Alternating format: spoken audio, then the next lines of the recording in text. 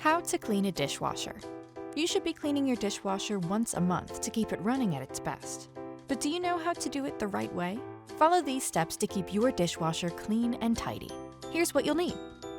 Distilled white vinegar, baking soda, non-abrasive sponge, dish soap, soft bristle brush or toothbrush, soft cloth, gloves.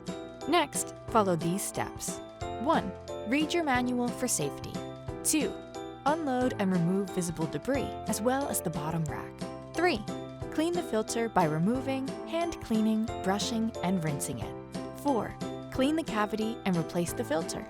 5. Wipe the inside, then put 1 cup of vinegar in a bowl and run a rinse cycle. 6. Sprinkle 1 cup of baking soda and run a short hot water cycle. 7. Clean the rubber door seal with a 1 to 4 dish detergent-water mixture. 8. Clean the control panel and exterior with a 1 to 4 vinegar-water solution. To skip out on the hassle of cleaning your dishwasher, hire a Thumbtack Pro instead.